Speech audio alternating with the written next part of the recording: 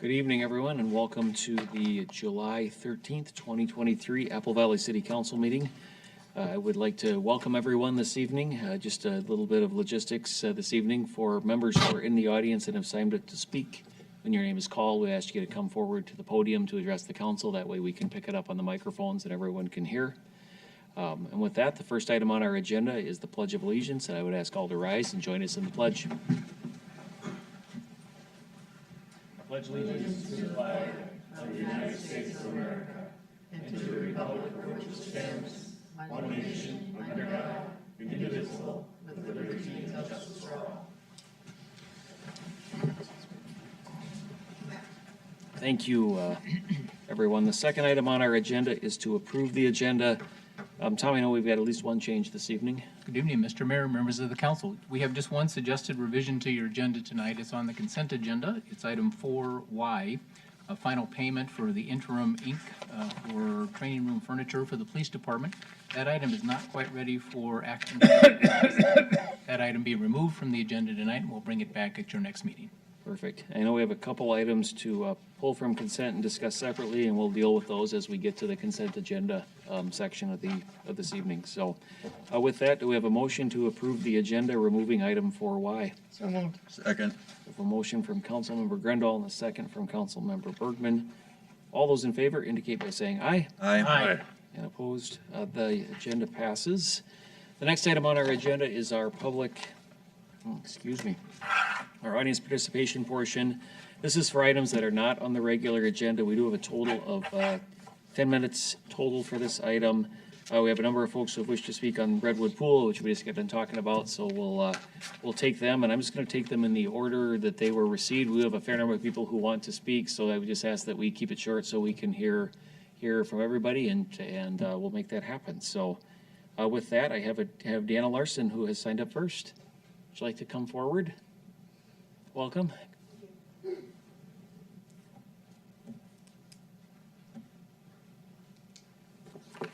All right, hello, Mr. Mayor, members of the council. I am grateful to be here tonight. My name is Deanna Larson. I'm with Save Redwood Pool, and we worked very diligently over the last 3.5-4 weeks to get signatures in support of Redwood Pool. And I just have to give you a little history. I moved to Apple Valley about 11 years ago. My husband worked in Egan at the time, and we wanted to be closer to his work. And we have just really loved the area of Apple Valley. We love the school district is excellent. The music program is great, which we appreciate as musicians. And just the community, everything is accessible through the corridor of 42. I mean, just everything is right at our fingertips. Our church is just right around the corner. It's been a beautiful, beautiful, wonderful place to live. And so in talking to people about the Redwood Pool, so many of them were just shocked to find out that Redwood Pool was in danger of being removed. And some people were already aware of the issue, but many people were not, and just shocked that the Redwood Pool will be taken away because it served so many generations, and we have such a diverse population that come to Redwood Pool. I talked to grandparents bringing their grandkids because they had swum there when they were young, and they brought their grandkids. I have teenagers coming to swim with friends, school-age kids coming to swim with their friends, and the parents with very young children because of the wading pool there, and then single adults just coming for an afternoon swim. And so many people I talked to were just, had no interest in a splash pad versus a pool. They said, we already have a splash pad at Kelly Park. I said, yes, that's correct. And we have splash pads in all the cities around us, but we don't have a municipal pool like this close around. So of our results of over 1,000 signatures, we did have many of those from non-resident, and as we were tallying the totals, it was about neck and neck of resident versus non-resident that were coming to use our pool, which I thought was very finding. I didn't anticipate that, but I think it gives a possibility to just consider that we have people coming from out of town to use the pool, and so there could be a possibility to work with corporate sponsorships or whatever it may be to help improve revenue. If it's something that we decide to rebuild, that could be an issue. Also, I thought it very telling to note that of the over 1,000 signatures, 969 of them came from Dakota County. That did include Apple Valley. Of course, 600 of those, almost 600 were Apple Valley. But many people from Dakota County coming to use this pool because of its uniqueness. And so I thought there could be a possibility to perhaps work with the county in establishing a new pool if that's the decision or the direction we want to go.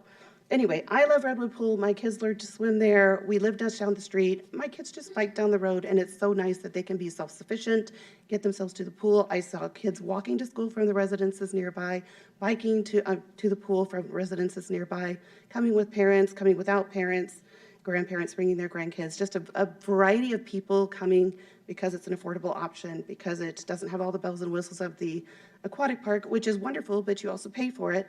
And so sometimes it's just nice to have that alternative. And I love Redwood Pool. I think it's a wonderful option for our community, and it's just a hidden treasure that we have here in our own midst that is worth saving. Thank you. Thank you. And you and I chatted the other night, so thank you for that little bit of, we were probably on the phone for half an hour, so thank you for that time the other evening as well. Yes. Informal earlier this evening, we talked a little bit about the question, and honestly, thanks to the feedback, and the reason we do the feedback is it gives us some chance to adjust, and so that's what we're working toward now, is how do we look at including a question regarding keeping the pool in the future bond referendum. So I appreciate the opportunity to have that conversation, so thank you. Next, I have Mary Riddell Ruiz. Did I pronounce that correctly? Thank you.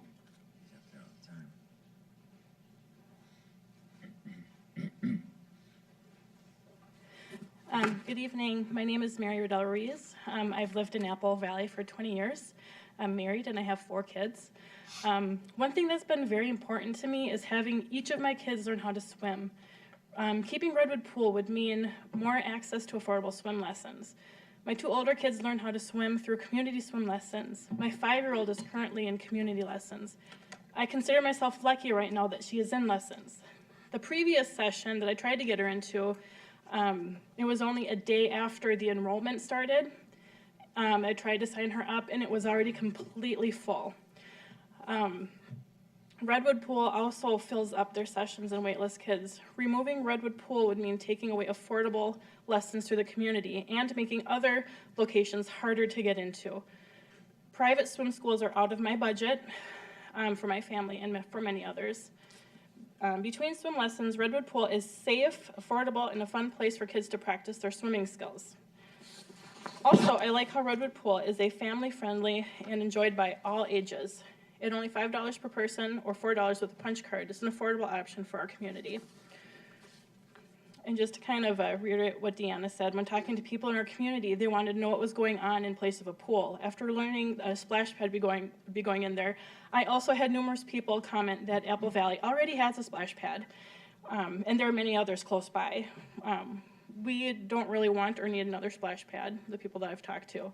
The all-inclusive playground is a good idea, and I still like that, but it can be built in another location. I think Alamagnet would be a great location for that. A new pool could serve our community even more, and with the right marketing, it could be a great source of revenue for our city. Many people refer to Redwood Pool as a staple to Apple Valley. I agree. Let's work together and figure out a solution to keep this wonderful pool. Thank you. Thanks, Mary. I would just mention as well, so just so everybody's clear, this isn't, there was not a decision made to remove the pool. This was part of the research into what might go into a future park and bond referendum, just so we're all on the same page of kind of why we're here tonight and why we're taking the feedback. So next up I have, and I'm struggling here with the handwriting and a pen that was apparently running out. Is it Jamie Lennon? Thank you. Yeah, come on up. My name is Jamie Lennon, and I am here tonight again for Redwood Pool, but as a non-resident. So I live in the city of Burnsville, very close to Apple Valley, and my daughter attends District 196 school, so the Apple Valley Parks system is very important to us. We enjoy it and attend lots of sporting events at all the variety of parks around town. But just in an effort to not be repetitive as to what my friends have already said, I just wanted to reiterate the fact that, you know, people in Burnsville, Savage, Lakeville, Egan, Farmington, we had names from Plymouth, Roseville. People travel to come to this pool, and it is an asset, and I really hope that we can work together to try to find a path to potentially keep it. Thanks, Jamie. Thanks. I have, is it Tracy McCrary? Thank you.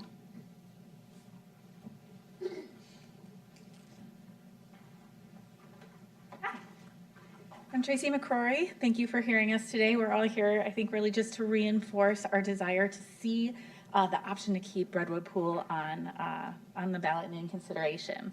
I've been an Apple Valley resident for 21 years, and I just want to tell you a little bit about one of the things that makes Redwood Pool so special. In 1965, Orrin Thompson gifted Redwood Pool and Country Club to the citizens of Apple Valley. In the 58 years since this generous gift was given, 3 generations have grown up enjoying warm summer days splashing in the pool. Grandparents who learned to swim at Redwood Pool are now bringing their grandkids to enjoy the same classic summertime fun they were able to enjoy.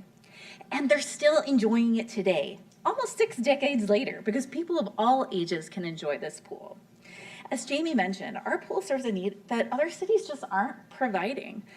People consider it a destination worth driving to. I talked to a lot of people when we were gathering petitions, and we have people coming as far as downtown Minneapolis, Eden Prairie, because there simply wasn't a pool in their community.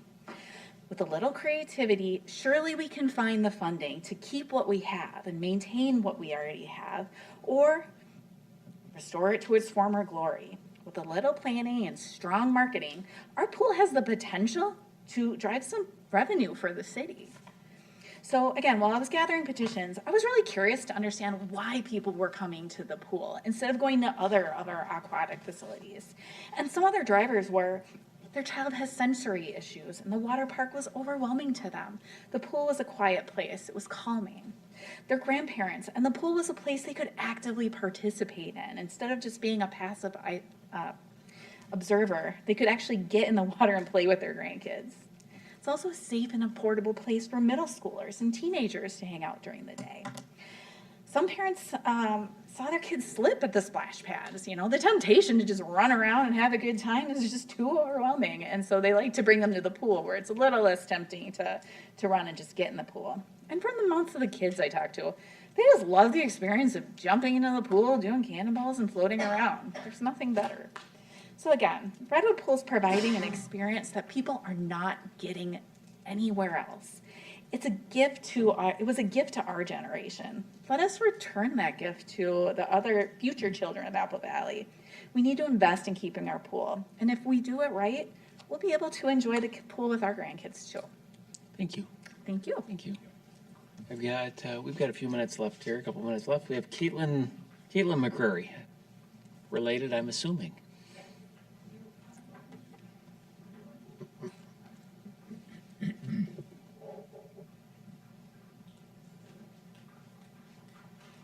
Thanks for coming up. Thank you. I think we should definitely keep the pool because I always have my birthday parties there and me and my friends like to go there a lot. So does Squish. She likes the pool too, so I think we should keep it. Thank you. Thank you. And finally, I've got Kelly Klossel. Come on up, Kelly.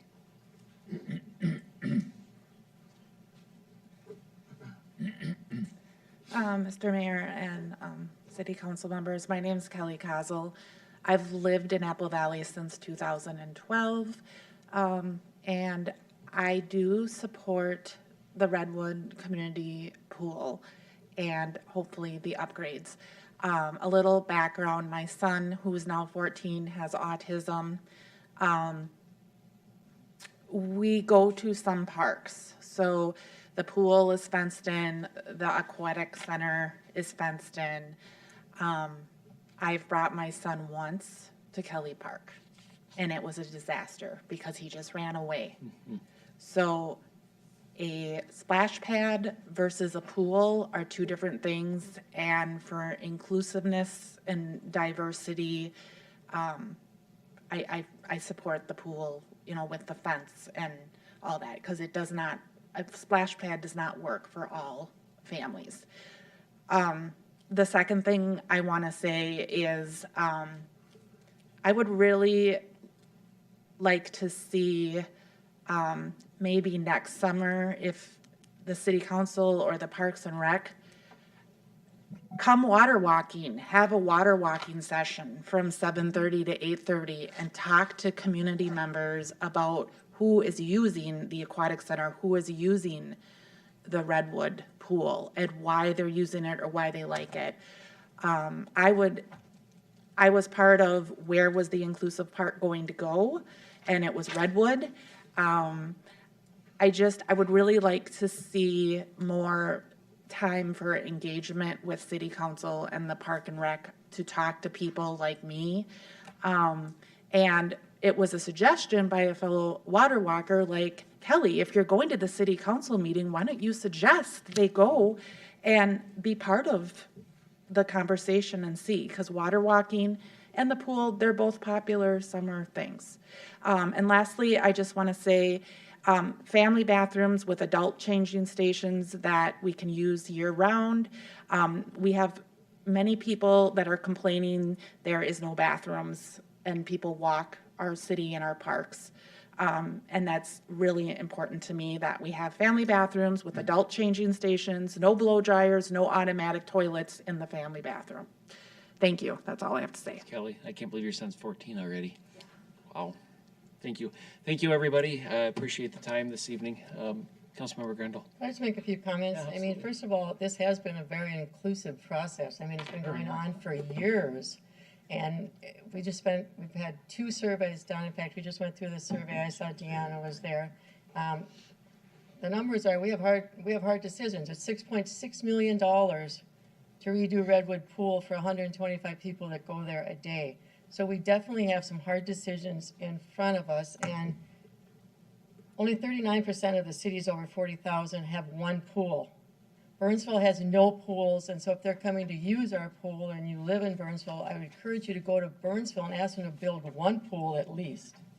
Anyway, so a lot of facts came out from the survey and what people will support, but like I say, 6.6 million for 125 people a day. We have a hard decision in front of us. Yep. And that survey, as Eric informed me today, is online currently, so. All right, thank you all. We'll go ahead and move on to our consent agenda. Thank you, everybody, for coming to comment, too. I really appreciate it. Consent agenda, Councilmember Goodwin has already informed me he would like to pull 4I and 4J. Is that correct? Thank you, Mayor. I would like to pull 4I and 4J. Those are the 2 consent agenda items.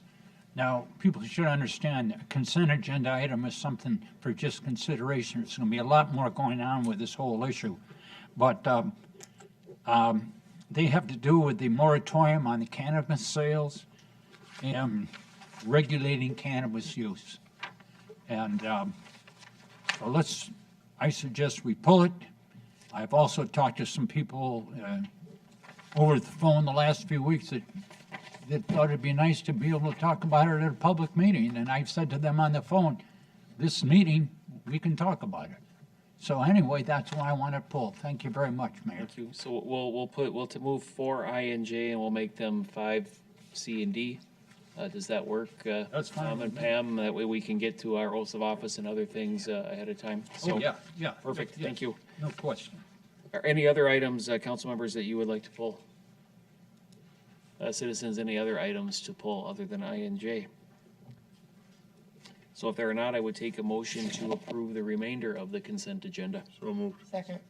I have a motion from Councilmember Melander, a second from Councilmember Grendel. All in favor indicate by saying aye. Aye. Opposed? The consent agenda is passed. We will move on to our regular agenda, starting with item 5A, and I would like to invite Chief Francis up for introductions and oaths of office for police officers Amanda St. George and Tyler Greaves. If they want to come back and take Yeah. Yeah, actually, before Nick gets started here, family members, anybody wants to sneak back here and get good pictures, please feel free to come on back and get a good chat, so.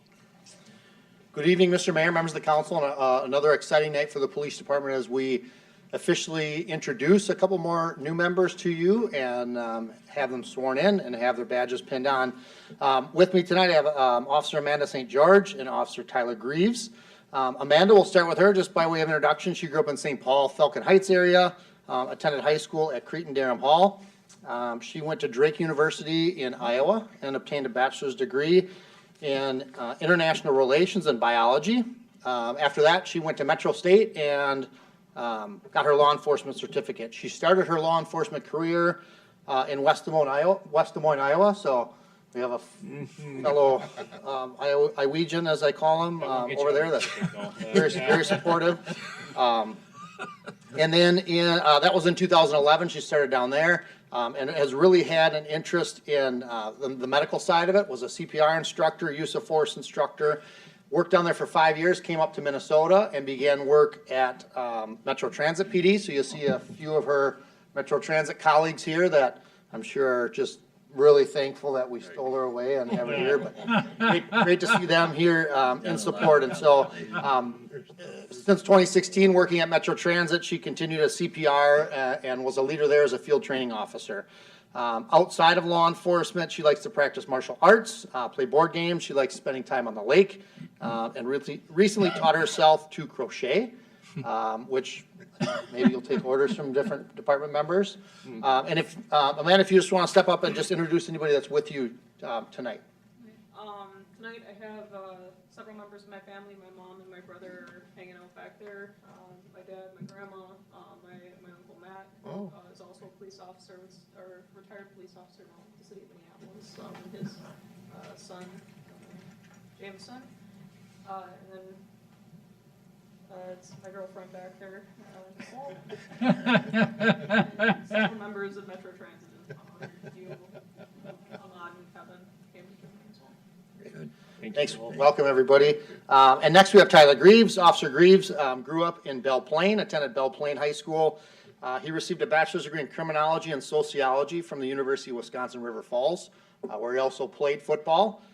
So we are up on our football game for the police versus fire annual community football game. We're not quite to our roster yet, but we're getting there.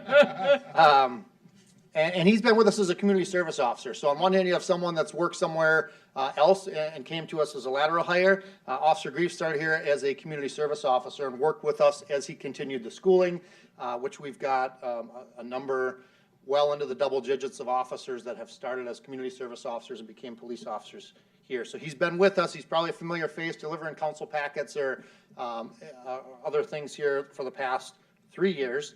And now he's with us in a dark blue shirt as a police officer.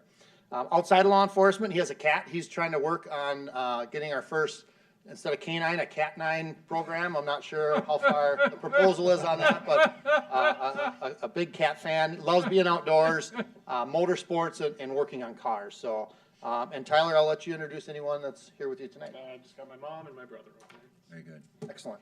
Well, I'll invite them both over so the city clerk can give them their oath of office.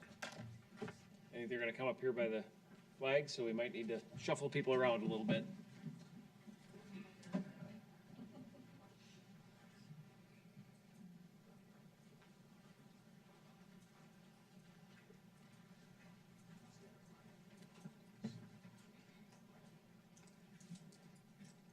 Please raise your right hand and read with me the oath of city office.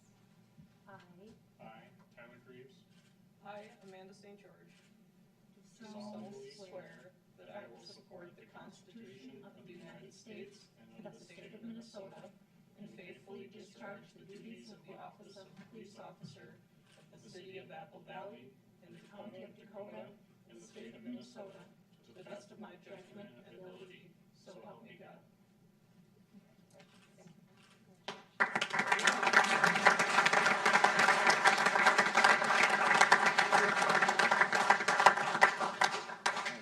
Oh, you're good. Just trying to get out of their pictures, so. If you want to come back over here, we'll have your selected guest pin your badges on. So, family, come on up.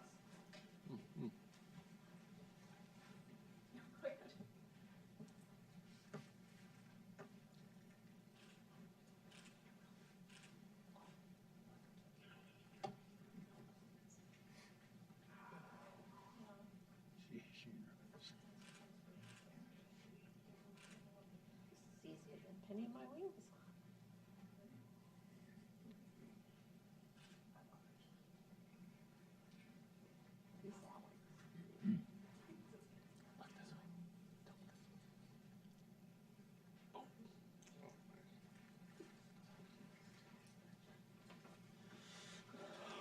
All right, well, congratulations to our two newest officers, and also just want to thank the family and especially our staff for coming out.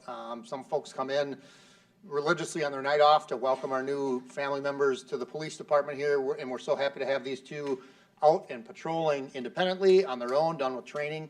And we look forward to coming to you every chance we get to introduce new people to our ranks. Thanks, Nick. Amanda.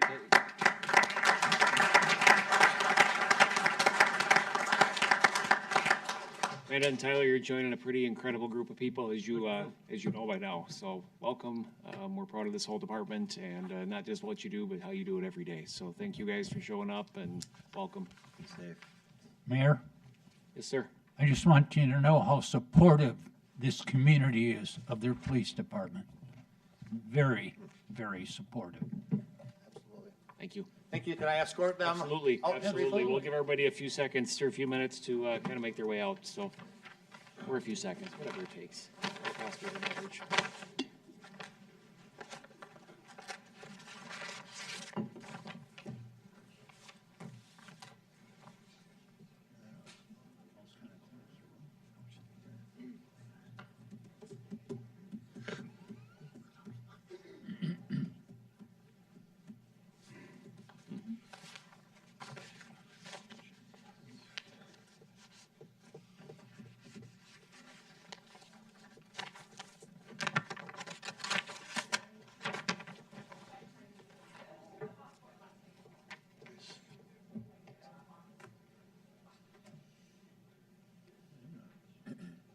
All right, we will move on to item 5B, which is to receive a certificate of achievement for excellence in financial reporting for 2021.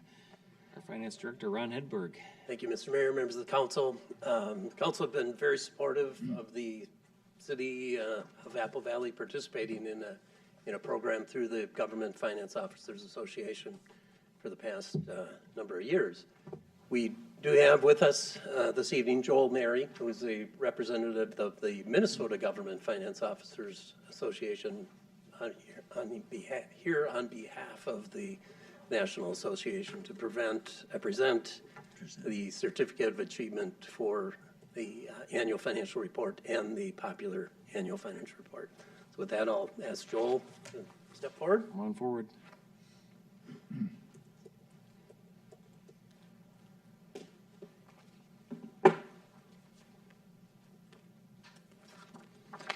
Hello, good evening, Mayor and Council. Happy to be here tonight. As Ron mentioned, I'm here on behalf of the Minnesota Government Finance Officers Association to officially present the Certificate of Achievement for Excellence in Financial Reporting to the City of Apple Valley for their 2021 financial report. So earlier this evening, you reviewed the results of the 2022 annual financial report and audit, and as presented by the city staff expects to also receive this award for 22, but due to the timing, there's always that lag. So this is the award for 2021. So the Certificate of Achievement is the highest form of recognition in the area of governmental accounting and financial reporting, and its attainment represents a significant accomplishment by a government and its management.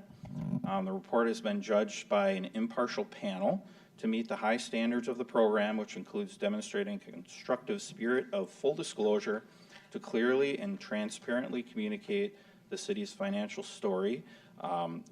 There's over 600 checklist items that are required to be met, so there's a lot to it. So I want to recognize Ron and his finance team for all their hard work, and I believe this is the 2021 report will be Apple Valley's 11th consecutive year, and also the popular annual financial report, which goes through a little different process. It's basically a summarized version of the annual financial report, not audited, but it does put it in layman's terms a little easier to understand if you don't want to read the giant 200-page annual financial report and all the details. But yeah. Thank you. So congratulations to your staff on that. Congratulations, Ron. Congratulations. Present those to Ron. I want to point out, we're not clapping for ourselves, we're clapping for Ron. Yes, exactly. Ron and the Well, staff. we do have to thank the city council for their ongoing support of the, everything in the finance department and everything that everybody does on the team and the citywide staff. Thanks. Ron, it was mentioned at the informal, and Joel just mentioned it as well, but the traditional financial report is 75-ish pages long, and it's written in a format that it has to be written in because it has to comply with certain things. Your staff has taken that and boiled it down to 6 pages that is much more understandable and approachable. So thank you for doing that. I think it's important to be able to show our residents and our citizens where we're spending their money, and this does a good job of that. Thank you. Councilmember Gooden? I just want to congratulate the city, and especially our finance director, and I just want to state that we have an excellent finance director and an excellent staff. And we're so grateful he's here, and we hope he stays a number of years. You know something? Ron, thank you again, and congratulations. Do we need to officially receive this, Pam, or is this just information? Okay, thank you. So with that, then we will move on to the 2 items that we pulled from the consent agenda, which were I and J. And just as Tom comes up, a bit of background, the state legislature this year passed the recreational use of marijuana, and kind of left it to all of us to figure out what's next. And so this is part of the figuring out what's next. And so Tom, why don't you put a few slides together for this? Yes, good evening, Mr. Mayor, members of the council. Happy to walk you through these 2 items that we have included. They were basically items that would start us down a road, not ultimately, not tonight to make final decisions, but let me just walk through what is happening here with the state authorized adult use cannabis legislation and some proposed implementation steps that we would have for you tonight. So the background, as the mayor indicated, the state of Minnesota has now approved the legalization of adult use cannabis happening during this 2023 legislative session. It legalizes the possession, the use, manufacturing, and sale of certain cannabis products within the state. The governor signed the legislation on May the 30th, and we become, as the state of Minnesota, the 23rd state to legalize cannabis. The implementation process, it will be not instantaneous. The governor was quoted that it's going to take us a bit of time to get this up and going, and that is clearly the case. There's a lot of work to do, given the wide encompassing nature of the bill, which runs about 300 pages worth of legislation. Part of that does create what's called the Office of Cannabis Management at the state level, and they're still in the process of making that so. There will be, once it is up and running, over a dozen categories of licenses that will be available from the state once it is up and running. The legislation proposes that retail sales for adult use will begin probably the first quarter of 2025. So no one believes that this is going to be an immediate thing where a store is going to open in our city selling cannabis. There's a lot of work to do at the state level before we would have to have that happen. But one thing that will happen sooner is that the possession, the use, and the home cultivation of cannabis under the law will be legal starting August the 1st, 2023. So that is immediate. So tonight, what we have on the 2 items on your agenda, one relates to retail sales and getting ready for something that's going to happen down the road, and the other is to prepare us for cannabis use, which will happen sooner than the other one. So first, let's talk about retail sales. So the role of cities under the legislation is limited. We may not prohibit the possession, transportation, or use of cannabis flower and all the other descriptions there, even including hemp edibles, under the new law. So cities do not have the opportunity to opt out of cannabis retail sales. The state will actually issue the licenses. When they receive an application, they will then share that application with the city, and they will ask us to certify whether or not there's any reason that the city should not approve it under very tight criteria. We will have to say that it does comply with our zoning and be able to tell them whether or not we will permit that and provide a register. We'd have to register that. But at the end of the day, the license is issued by the state. So we have to have very precise reasons why we would not allow that to take place in our city. The registrations by ordinance we do have the ability to limit it. It is limited in the state legislation for one retail establishment for every 12,500 residents. So that would actually naturally put a cap on the number of retail establishments that could open in our city at 4. If we're a 56,000 population, that would be 4 retailers. We'd have to get to, what, 62.5 in order to have the 5th retailer. So that is the scope of the potential retailers operating in our city. A few other things worth noting is that the cities are allowed to adopt reasonable restrictions on the time, place, and manner of the operations of a cannabis business, provided that such restrictions do not prohibit that establishment. So we have a role, but we have a limited role. A few things that were specifically called out in the legislation is that cities may prohibit the operation of a cannabis business within 1,000 feet of a school, within 500 feet of a daycare or a residential treatment facility, or an attraction within a public park that's regularly used by minors, including playgrounds and athletic fields. So there are things that are provided for in the statute. But in order to make that happen, it has to become part of our ordinances, our code of ordinances, our zoning ordinance, and our land use guidance. Cities need adequate time to study the land use impacts and to make the changes necessary in our ordinances. And that is provided for in the state statute. And so the action that we have tonight, one of the actions tonight, is to direct staff in the city attorney's office to prepare an ordinance to enact a moratorium for the study of cannabis sales and to set a public hearing for the council on July 27th. So the interim ordinance, the moratorium, would be in effect while we do the study. We'll do the study, we'll establish what those reasonable restrictions are on time, place, and manner, and bring that forward as a new ordinance of the city. By state law, the interim ordinance can actually be in effect up to January 1st of 2025. So that's quite a length of time to conduct the study. It may not take that long to get through that, but if the state is not in a position to issue licenses anyway, we are glad that we have the time that we need to review our ordinances and make certain that we're capturing the time, place, and manner restrictions as we can in our ordinances. So the second item is to prepare for cannabis use, which is now more immediate, starting August the 1st. So the role of cities in cannabis use restrictions, beginning August 1st, legislation will allow people who are 21 or older to possess and use certain amounts of cannabis and cannabis products. Beginning August 1st of this year, a city may adopt an ordinance establishing a petty misdemeanor offense for a person who unlawfully uses cannabis flower, cannabis products, lower potency hemp edibles, and hemp-derived consumer products in a public place other than the following. So basically, the state statute says these are areas where it is legal. It is legal in a private residence, including a person's curtilage or yard, which basically means, in essence, their backyard. The private property, this is where it would be allowed, private property not generally accessible by the public unless the person who is explicitly prohibited from consuming cannabis flower and those other items by the property owner. So that is still private property. You would be able to use it unless the owner of that property tells you you cannot.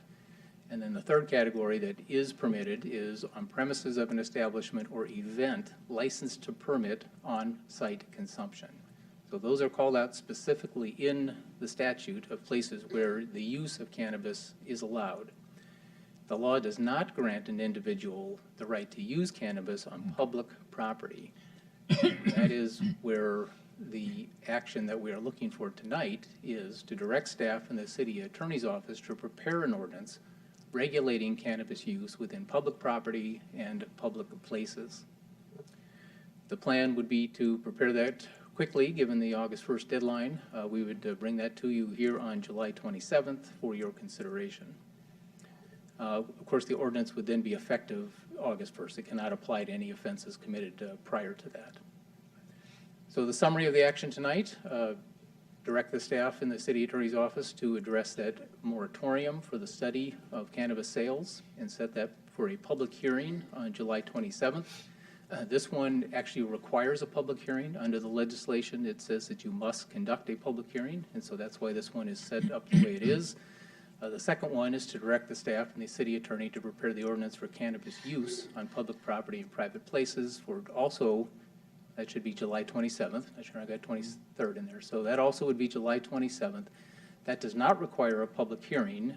It is your standard procedure for adopting ordinances, which would require you to read the ordinance, consider the second reading if you wish to waive the second reading, and then to take action. So given the importance of moving forward on both of these, we would suggest that we take the action, do the work, bring those two documents forward to you at your next meeting.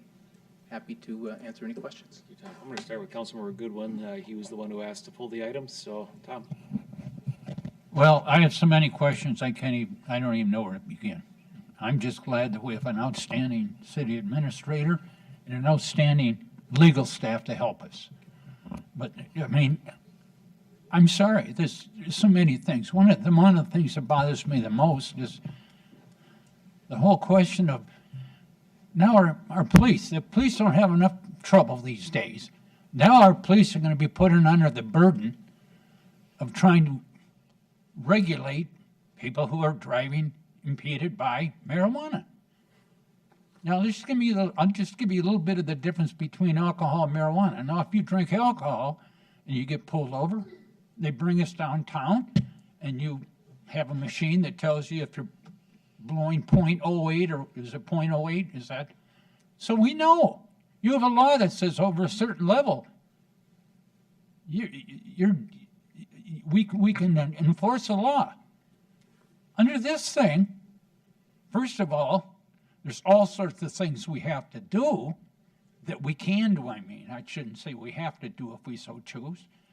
But even when we bring the person in for tests and all that kind of thing, there's no law that says there's a certain level at which you can say a person is intoxicated.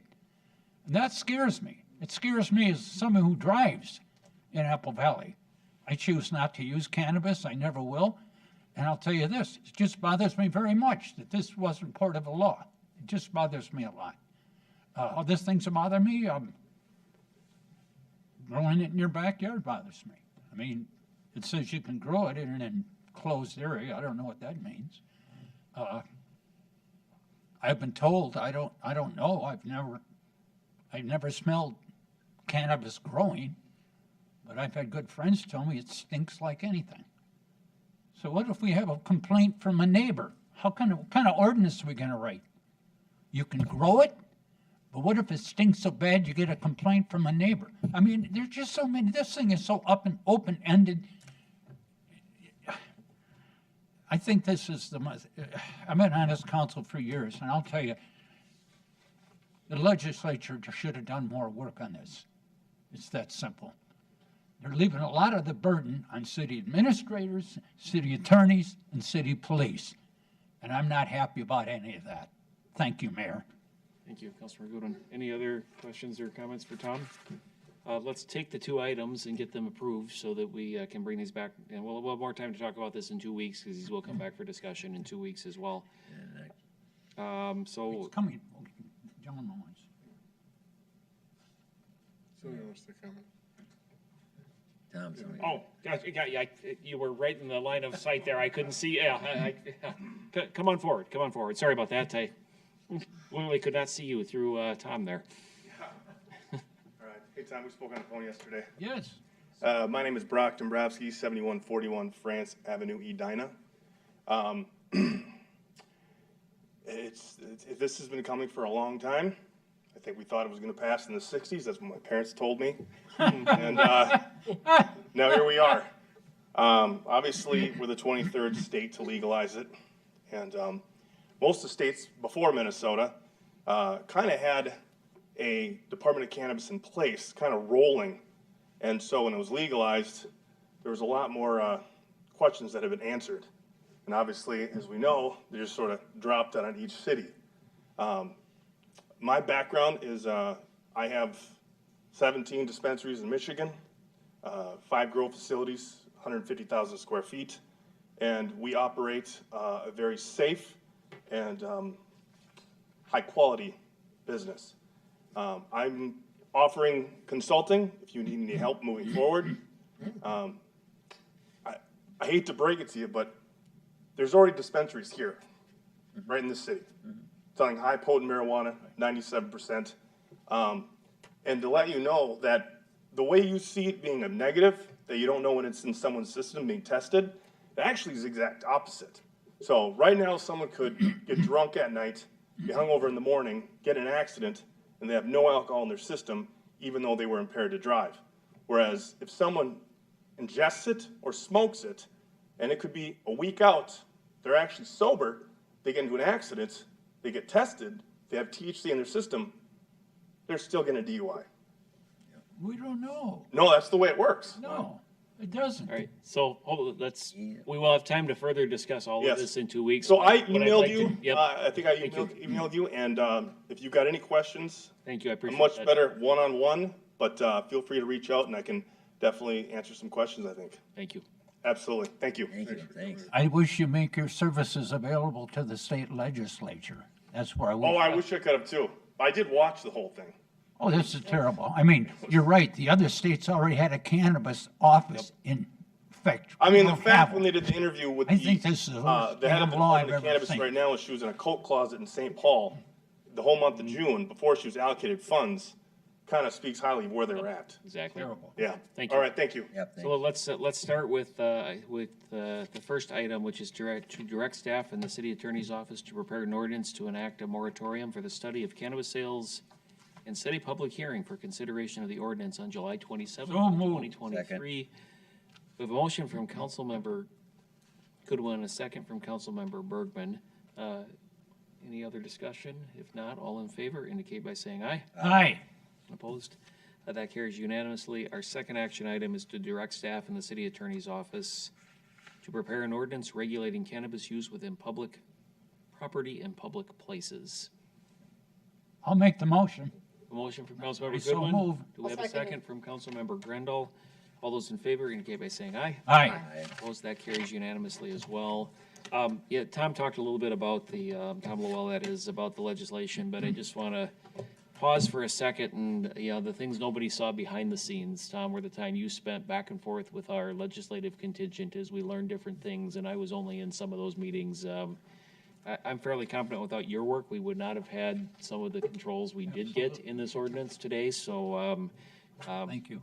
you watched this, the original, it was a hard fight to get zoning into this. Truly in the original right, this could have been opened in the home next door to you without us having any ability to control it. And that's just one of the many things. And so, again, Tom, thank you for the efforts and others as well. But I know there's a lot of time spent to get us to where we are, even though it's far from perfect. So, thank you. Councilmember Goodwin. Well, we should also realize that every city's in this same mess. I'll call it a mess, guys. I think it's a terrible mess we're in. And we're gonna have the staff, the attorneys with the League of Minnesota Cities helping us out here too. Because what we want to do, one of the things we want to do is we want to see what the people around us are doing. We don't want to set up some system and have some neighboring city set up some, obviously, I'm not happy with this law. And I just want to thank again our staff and our attorney. They're going to be busy. And Thank you. All right, we'll move on to item 6, which is staff and council communications. Tom, anything else? Mr. Mayor, we do have one. We would like to invite up our police chief, Nick Francis, to talk to us a little bit about Night to Unite. oh, yes. Going up quickly. Yeah, it came up quick. August already. Yes, good evening. Again, back when Councilmember Goodwin talked about how supportive this community is of their police department, my favorite night to work every year, I would do it for free, work all day, work all night, is Night to Unite. Every year, it's just fantastic to go around to the community and meet with people, get to see some kids, get to see some happy faces, and stand for questions. And sometimes people ask us difficult questions, whether it's about the police department or the Parks Bond referendum or something else going on with their streetlights or whatever. But that's what makes a good community, is when the elected officials, the police department, fire department, everybody else goes out and has those conversations. And so Night to Unite this year is August 1st. It's kind of odd that the first Tuesday in August is on the 1st, but it's only a few short weeks away. If you wanted to get it on your radar, we're going to have a 5 p.m. briefing, and we're going to do it over at the Regent Room right next door here. Our training room, our formal training room upstairs has been morphed now into office space. So we're going to have our briefing right down here next door, a place you're familiar with. And then we're going to go hit some neighborhood parties. We're taking online registrations. The city's website is where the residents should go that have not registered. But as of right now, we already have 86 parties. So we are on pace to have well over 100 registered parties. And so council, police, fire, department heads, anybody else is welcome to come out and enjoy with us. A couple things we're doing, we have done the past few years. One is a school supply drive, so the neighborhoods are encouraged to collect supplies. They get this information when they register for a party and get their party materials. They will get this flyer, and we've had great success partnering with ISD 196 to get school supplies into the schools prior to the start of school, and supplies will be collected for all grade levels. Everybody who collects supplies will have the dates and times where they're able to bring those into the Falcon Ridge Middle School to drop them off. As you can see the pictures there, the community does a great job supporting students and teachers and faculty who need those supplies to keep their classrooms running. The other thing is a chalk art contest. We've been doing this for a few years, and fortunately have, knock on wood, avoided any rainstorms on night to night where all this stuff doesn't melt into the abyss. So as part of this, when they register, families and neighborhoods can participate in our chalk art. They basically submit. There's a little QR code there. They submit their photos by Friday. And I know last year, Councilmember Bergman and I went to one neighborhood where they had, each kid wanted to show us what they did. And this square of the sidewalk, this kid painted that, and the next square, someone else. And we spent 20 minutes looking at all the different chalk art. But there was a very nice support the police piece down there that some neighborhood kids had done. So that's always fun. It's fun for us to drive around and see that at these parties. That's all I had for you. I just wanted to get on your radar and make sure the public knew that we're still accepting registrations, and we'll see you August 1st. Thank you, Chief. Councilmember Goodwin. Mayor, I just wanted to tell you what a coincidence. We're having National Night Out on the same first night that it's legal to smoke marijuana. I would imagine there's probably some questions about it. I just want to let you know, I'm going to be doing National Night Out, but I will not be smoking marijuana. Might bring a new theme to some of the parties. Yeah, we don't even want to touch that one. Bring Cheetos down. What a mess. I think that's it. We probably should move on before we go any further. Tom, any other staff communications? Council, anything? No, you got it. You got it. Yep. Wonderful.